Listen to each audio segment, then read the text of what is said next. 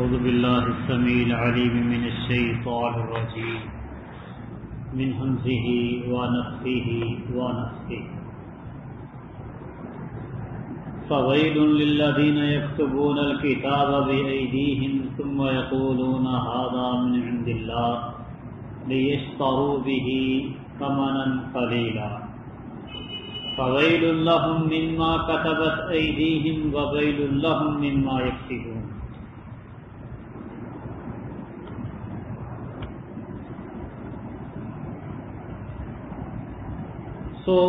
ان لوگوں کے لیے ہلاکت ہے یکتبون الکتاب بأیدیہم، جو اپنے ہاتھوں سے کتاب لکھتے ہیں، ثم یقولون ھذا من عند اللہ، پھر کہتے ہیں کہ یہ اللہ کی طرف سے ہے، لیشتروا بہ ثمنا قلیلا، تاکہ اس کے بدلے تھوڑی قیمت خریدیں. فویل لہم مما کتبت ایدیہم، تو ان کے لیے ہلاکت ہے ان کے ہاتھوں سے لکھنے کی وجہ سے، وویل لہم مما یکسبون، اور ان کے لیے ہلاکت ہے ان کی کمائی کرنے کی وجہ سے.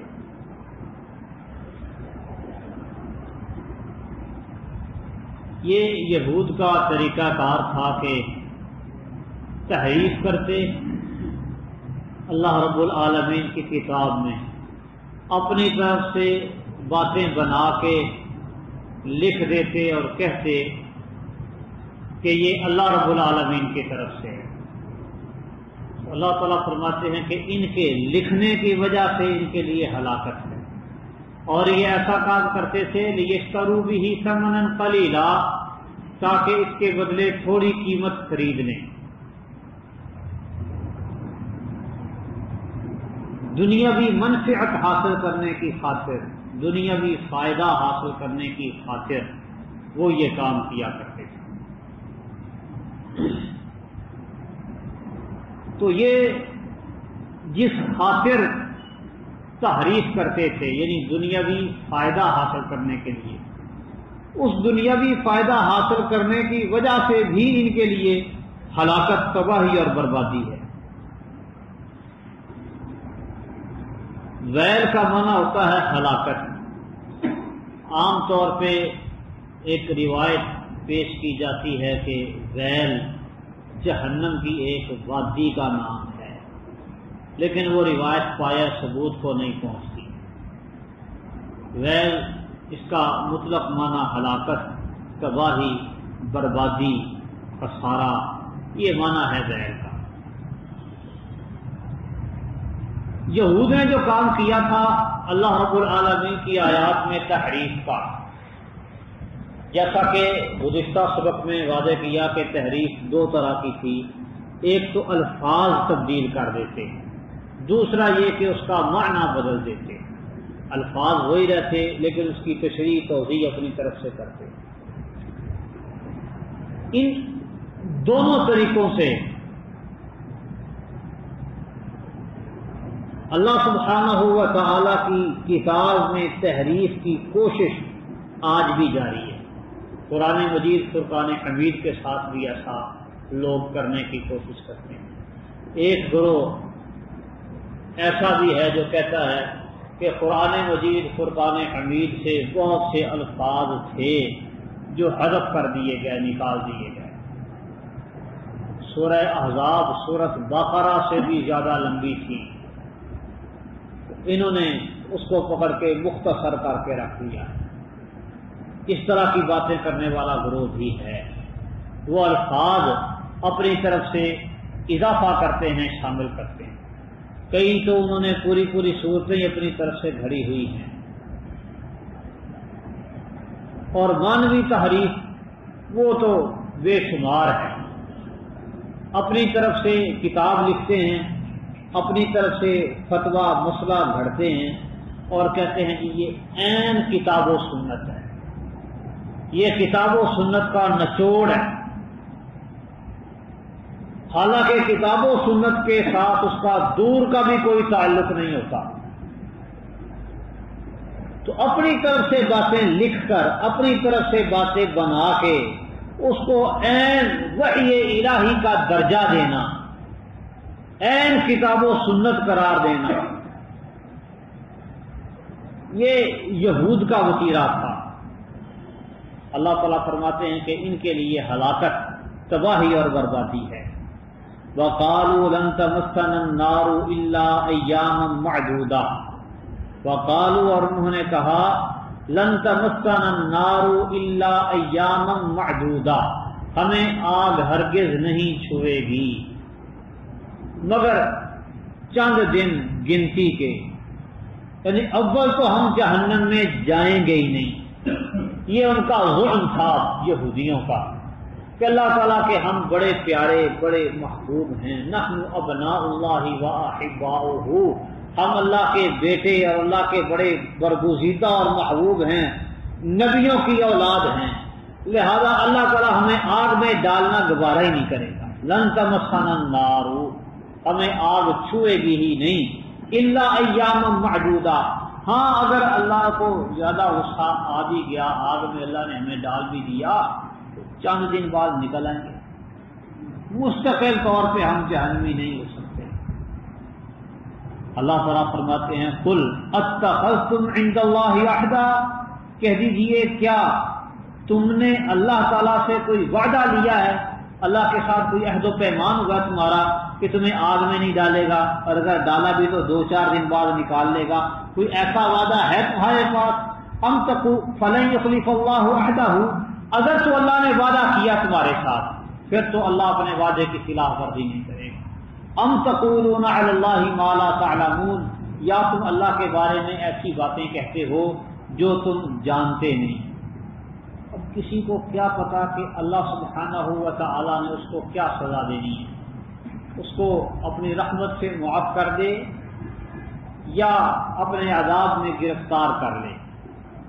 عذابی اصیب بہ من اشاء ورحمتی وسعت کل شیء، اللہ تعالیٰ فرماتے ہیں میرا عذاب جس کو میں چاہتا ہوں اس کو پہنچتا ہے، اور میری رحمت ہر چیز پر وسیع ہے۔ عذاب اللہ تعالیٰ دینے پہ قادر ہے، رحم کرے معاف کرنے پر اللہ تعالیٰ قادر ہے۔ ہاں اللہ تعالیٰ کی رحمت قیامت کے دن ان لوگوں کے لیے خاص ہوگی جو اللہ سے ڈرنے والے، زکوٰۃ ادا کرنے والے، نبی امی پر ایمان لانے والے ہیں۔ اللہ تعالیٰ فرماتے ہیں کیا تم نے اللہ تعالیٰ سے وعدہ لیا ہے؟ اگر تو اللہ سے کیا ہے وعدہ پھر تو اللہ اپنے وعدے کو پورا کرے گا۔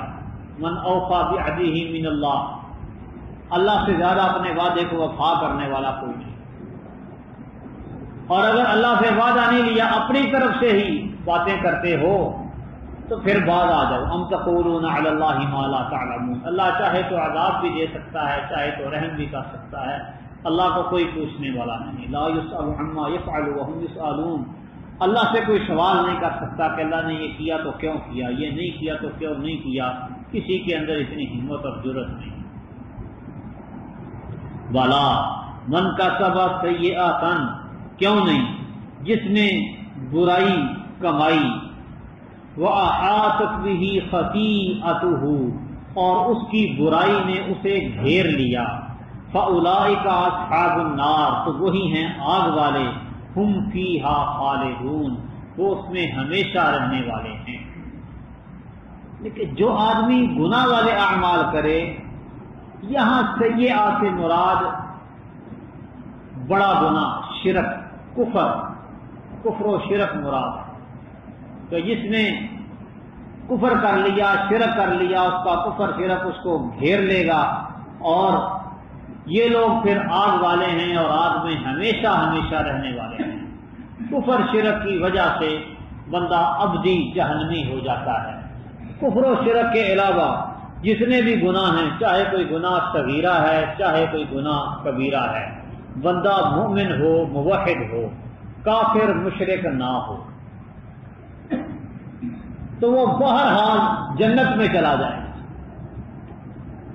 اپنے گناہوں کی سزا بھگت کے جنت میں ضرور جائے گا۔ ہو سکتا ہے اللہ سبحانہ و تعالیٰ اس پہ رحم فرمائیں، کرم کریں اور اس کو اپنی رحمت سے سیدھا جنت میں داخل کریں،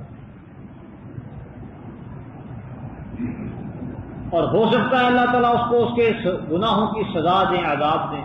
لیکن بہرحال جس کے دل میں ذرہ برابر بھی یا ذرے سے بھی کم ایمان ہوگا وہ بالآخر جنت میں چلا جائے، ابدی جہنمی نہیں، ابدی جہنمی، دائمی جہنمی، جہنم میں ہمیشہ رہنے والا وہ ہے جس کے اندر کفر ہو، شرک ہو، کافر مشرک ہوگا تو وہ ابدی اور دائمی جہنمی بنے گا، وگرنہ نہیں۔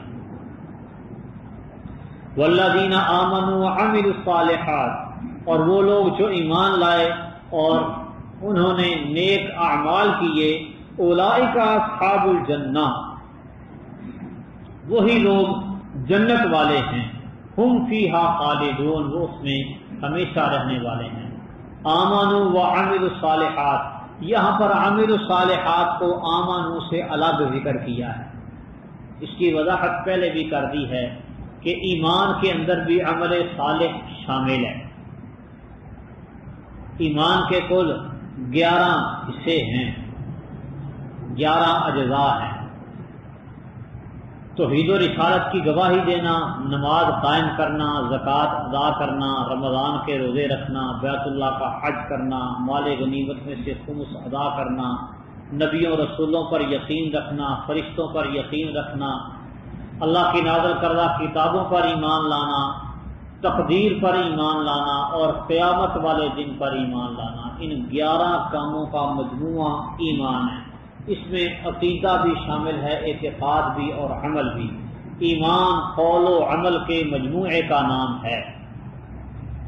زبان سے اقرار، دل میں یقین اور ارکان ایمان پر عمل، یہ تینوں کام جمع ہو جائیں تو بندہ مومن بنتا ہے۔ تو عامل الصالحات کو الگ سے ذکر کیا ہے۔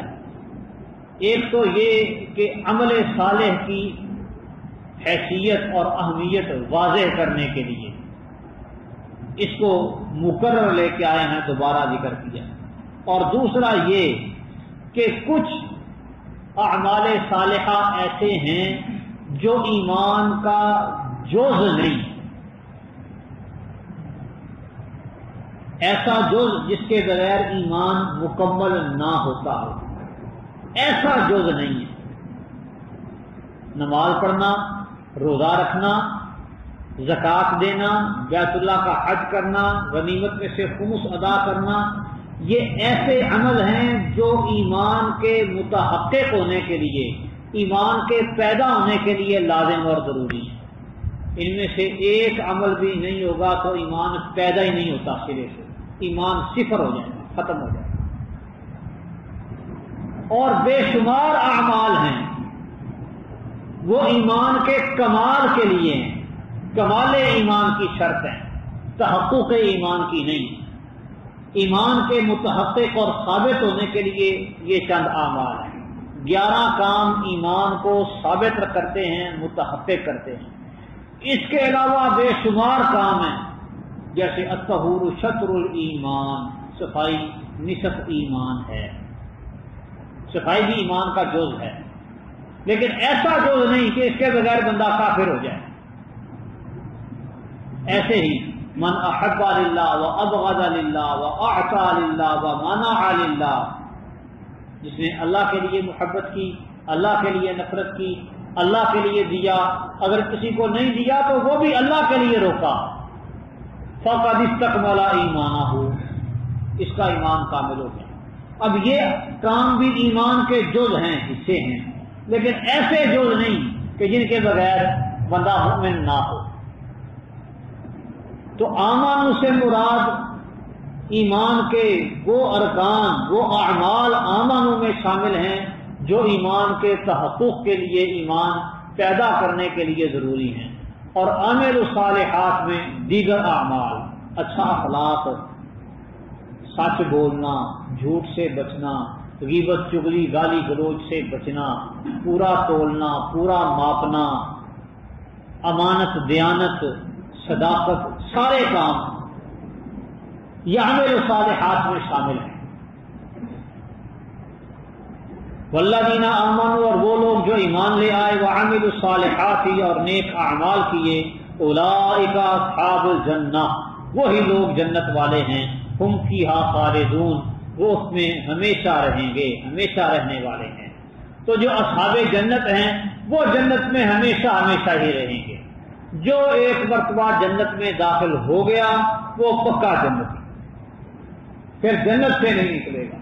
ہاں، جہنم میں جو ایک مرتبہ داخل ہو گیا، اگر اس کے اندر ایمان ہے تو وہ بالآخر جہنم سے نکل جائے گا، اور جو جنت میں چلا گیا پھر وہ جنت میں پکا پکا ہمیشہ ہمیشہ رہنے والا ہوگا۔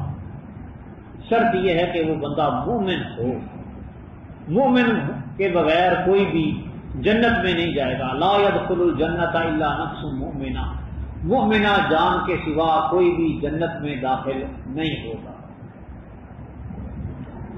وَإِذْ أَخَذْنَا مِيثَاقَ بَنِي إِسْرَائِيلَ لَا تَعْبُدُونَ إِلَّا اللَّهَ، اور جب ہم نے بنی اسرائیل سے پختہ وعدہ لیا کہ تم اللہ کے سوا کسی کی عبادت نہیں کرو گے، توحید کا وعدہ، یہ اللہ سبحانہ و تعالی نے آدم علیہ السلام سے لے کے امام الانبیاء جناب محمد مصطفیٰ صلی اللہ علیہ وسلم تک تمام تر انبیاء کرام صلوات اللہ علیہ مجمعین کی دعوت کا مرکزی اور بنیادی نقطہ یہی رکھا ہے، لا تعبدون الا اللہ۔ لا الہ الا اللہ کا معنی لا معبود بحق الا اللہ، کہ اللہ رب العالمین کے سوا کوئی بھی معبود برحق نہیں ہے۔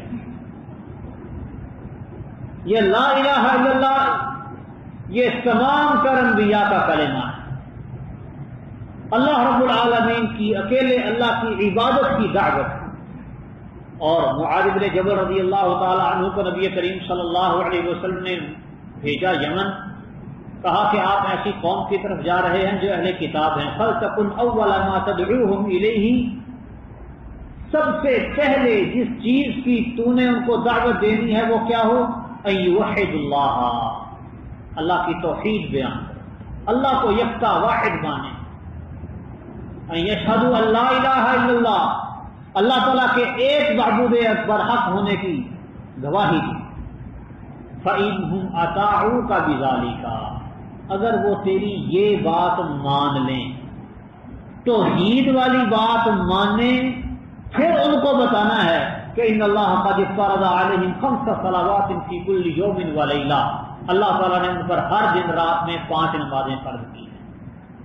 فَإِنْهُمْ أَطَاعُوكَ بِذَلِكَ، اگر وہ یہ بات بھی مان لیں، پہلے توحید کی دعوت دینی ہے، توحید مانیں گے، شرک سے بعد آئیں گے، پھر ان کو بتانا ہے کہ اب نمازیں کرو۔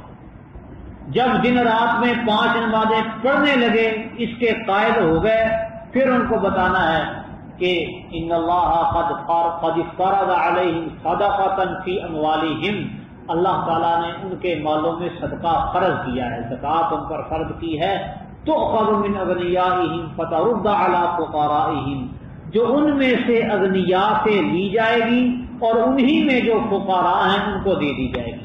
یعنی اللہ تعالیٰ کی توحید اور 5 نمازیں قائم کرنے والے لوگ، ان سے زکوٰۃ وصول ہوگی اور ایسے ہی لوگوں پر تقسیم ہوگی۔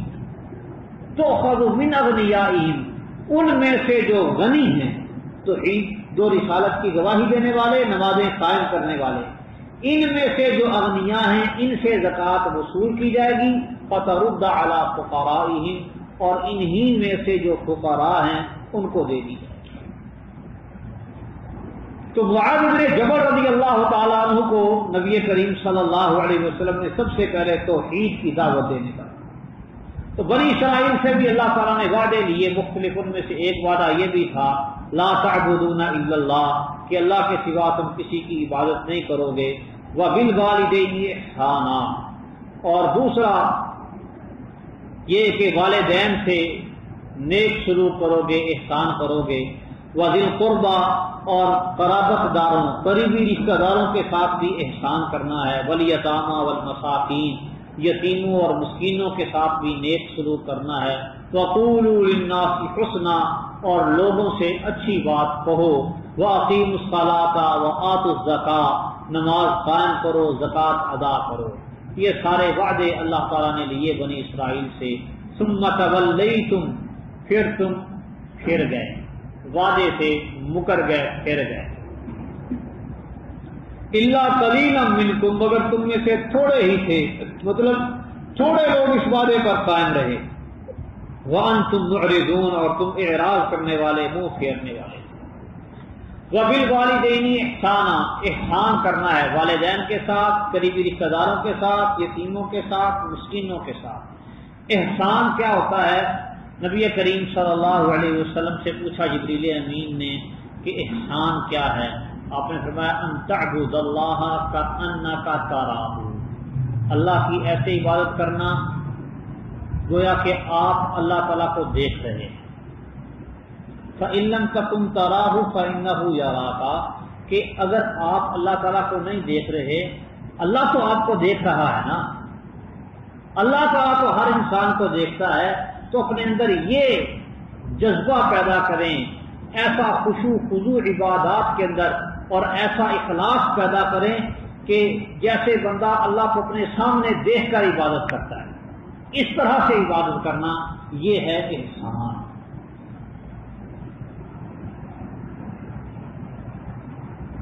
سادہ لفظوں میں اس کا معنی یہ ہوتا ہے کہ ایک کام ہے اس کو پورا پورا کیا جائے،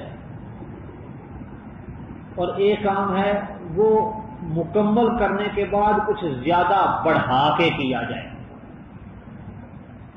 یہ جو بڑھا کے کرنا ہے نا، اس کا نام ہے احسان۔ مثال کے طور پہ آپ یوں سمجھ لیں کہ کسی کو آپ نے کوئی چیز ماپ کے یا تول کر دینی ہے۔ آج کل وہ ڈیجیٹل ترازو ہیں، وہ تو ایک ایک گرام کو محسوس کرتے ہیں، تو وہ دکاندار چیز دیتے ہوئے کوئی 5-10 گرام زیادہ دے دے، پوری دے تو تب بھی ٹھیک ہے، لیکن اگر اس سے زیادہ دے یہ احسان ہے۔ ان تعبد اللہ کأنک تراہ، یہ احسان ہے۔ اللہ عبادات میں اب یہ نہیں اضافہ ایسے نہیں ہوگا کہ رکعتیں زور کی 4 پڑھنی تو بندہ 5 پڑھ لے، یہ نہیں احسان، یہ بدعت ہو جائے گی۔ عبادات میں احسان کیا ہے کہ خشوع خضوع انتہا درجے کا، جتنا زیادہ سے زیادہ ہو سکے عبادات میں خشوع ہو، للہیت ہو، اخلاص ہو، یہ احسان ہے۔ وَإِذَا أَخَذْنَا مِيثَاقَكُمْ لَا تُسْفِكُونَ دِمَاءَكُمْ وَلَا تُخْرِجُونَ أَنفُسَكُمْ مِنْ دِيَارِكُمْ، اور جب ہم نے تم سے پختہ وعدہ لیا کہ تم اپنے خونوں کو نہیں بہاؤ گے، مطلب آپس میں ایک دوسرے کو قتل نہیں کرو گے ناحق، وَلَا تُخْرِجُونَ أَنفُسَكُمْ مِنْ دِيَارِكُمْ، اور اپنے آپ کو، اپنی جانوں کو گھروں سے نہیں نکالو گے، ہجرت پر لوگوں کو مجبور نہیں کرو گے، ثم اقررتم، پھر تم نے اقرار کیا، وانتم تشہدون، اور تم شاہد گواہ ہو۔ بنی اسرائیل کو یعنی اللہ سبحانہ و تعالیٰ نے فساد مچانے سے، قتل و غارت سے منع کیا، انہوں نے اقرار کر لیا ٹھیک ہے جی ایسا نہیں کریں گے۔ ثم انتم ہؤلاء، اللہ فرماتے ہیں پھر تم وہی ہو کہ تقتلون انفسکم، وعدہ کیا ہے، اقرار کیا ہے، پھر بھی اپنی جانوں کو قتل کرتے ہو، وتخرجون فریقا منکم من دیارہم، اور اپنے میں سے ایک گروہ کو ان کے گھروں سے نکالتے ہو۔ کچھ لوگ جو کمزور ہیں ان کو گھروں سے نکال دیا۔ تظاہرون علیہم بالاثم والعدوان، تم ایک دوسرے کی مدد کرتے ہو ان کے خلاف گناہ اور ظلم و زیادتی کے ساتھ، ظلم کرتے ہوئے، زیادتی کرتے ہوئے، کمزوروں کے خلاف ایک دوسرے کی مدد کرتے ہو، کمزوروں کا قتل عام ہوتا ہے، ان کو گھروں سے نکالا جاتا ہے۔ وَإِن يَأْتُوكُمْ أُسَارَىٰ تُفَادُوهُمْ، اور اگر یہی لوگ پھر قید ہو جائیں، گھروں سے نکال دیا، دشمنوں نے پکڑ لیا، پکڑ کے وہ قیدی ان کو بنا لیا، پھر تمہاری غیرت جاگ جاتی ہے کہ ہیں ہو بنی اسرائیل کا فرد اور دشمن کی قید میں، تم ان کو فدیہ دیتے اور اپنے قیدی چھڑوا لیتے ہو۔ پہلے خود گھر سے نکالتے ہیں، خود بھی ظلم کرتے ہیں، قتل کرتے ہیں، اور اگر کوئی اس کو پکڑ لے، قید کر لے، پھر فدیہ دے کے چھڑوا بھی لیتے ہو۔ فدیہ دے کے چھڑوانا بھی اللہ تعالیٰ کا حکم تھا کہ اگر تمہارا کوئی آدمی قید ہو جائے، کافروں کے پاس چلا جائے، تو اس کو کفر کی قید سے چھڑواؤ، آزاد کرواؤ، اس کے لیے جنگ لڑنی پڑے، چاہے فدیہ دینا پڑے۔ اللہ تعالیٰ فرماتے ہیں وَهُوَ مُحَرَّمٌ عَلَيْكُمْ إِخْرَاجُهُمْ، حالانکہ تم پر انہیں نکالنا حرام کیا گیا تھا، جو کام تم پر حرام تھا تم وہ کرتے ہو۔ أَفَتُؤْمِنُونَ بِبَعْضِ الْكِتَابِ وَتَكْفُرُونَ بِبَعْضٍ، تو کیا تم کتاب کے بعض حصے پر ایمان لاتے ہو اور کچھ کا انکار کرتے ہو؟ یعنی کہ فدیہ دے کر قیدیوں کو چھڑوانا، یہ بات تو تم مان لیتے ہو، اور گھروں سے نکالنے سے، قتل و غارت کرنے سے جو منع کیا تھا وہ نہیں مانتے، کتاب میں سے کچھ بات مانی اور کچھ نہیں۔ آج وقت کل بھی لوگ اسی طرح کا طریقہ کار اور ایسی ہی روش اختیار کیے ہوئے ہیں کہ اللہ رب العالمین کے احکامات میں سے وہ باتیں جو ان کے من پسند ہیں اپنا لیتے ہیں، اور جہاں مفادات کو زد پڑتی ہو وہاں سوری بول دیتے ہیں۔ آخر جی کیا کریں، اس دنیا میں رہنا ہے، وہ آخر کہہ کے اپنی آخرت برباد کر لیتے ہیں۔ بعض احکام کو مانتے اور بعض کا انکار کرتے ہیں۔ اللہ تعالیٰ فرماتے ہیں فَمَا جَزَاءُ مَن يَفْعَلُ ذَلِكَ مِنكُمْ إِلَّا خِزْيٌ فِي الْحَيَاةِ الدُّنْيَا، تم میں سے جو بھی ایسا کرے گا اس کی جزا کیا ہے کہ دنیا میں رسوا ہو جائے گا، دنیا میں رسوائی ہی اس کا مقدر ہے۔ وَيَوْمَ الْقِيَامَةِ يُرَدُّونَ إِلَىٰ أَشَدِّ الْعَذَابِ، اور قیامت کے دن وہ سخت ترین عذاب کی طرف لوٹائے جائیں گے۔ فَمَا اللَّهُ بِغَافِلٍ عَمَّا تَعْمَلُونَ، اور اللہ تعالیٰ تمہارے اعمال سے غافل نہیں ہے، اللہ کو پتہ ہے تم کیا کرتے ہو۔ أُولَٰئِكَ الَّذِينَ اشْتَرَوُا الْحَيَاةَ الدُّنْيَا بِالْآخِرَةِ، یہ وہ لوگ ہیں جنہوں نے دنیاوی زندگی کو آخرت کے بدلے خریدا، آخرت کے بجائے دنیا کو ترجیح دیتے ہیں۔ فَلَا يُخَفَّفُ عَنْهُمُ الْعَذَابُ وَلَا هُمْ يُنصَرُونَ، تو ان سے نہ عذاب ہلکا کیا جائے گا اور نہ ان کی مدد کی جائے گی۔ تو آج بھی من حیث القوم، مسلمانوں کی جو ذلت اور پستی ہے، ان کے من جملہ اسباب میں ایک سبب یہ بھی ہے کہ مسلمان کتاب اللہ کے بعض احکام کو مانتے اور بعض کا کفر کرتے ہیں، مکمل طور پہ کتاب اللہ پہ عمل پیرا ہیں۔ تو کتاب اللہ میں سے کچھ احکام کو ماننا اور کچھ کو چھوڑ دینا، اللہ تعالیٰ فرماتے اس کی سزا ہے خزی فی الحیات الدنیا، دنیا کے اندر دنیاوی زندگی میں رسوائی۔ تو مسلمان جو رسوا ہو رہے ہیں ان کی رسوائی کے اسباب میں سے ایک سبب کتاب اللہ پر مکمل طور پہ کما حقوق عمل پیرا نہ ہونا بھی ہے۔ اللہ تعالیٰ سمجھنے عمل کرنے کی توفیق دے۔ وما علیہ الا البلاغ۔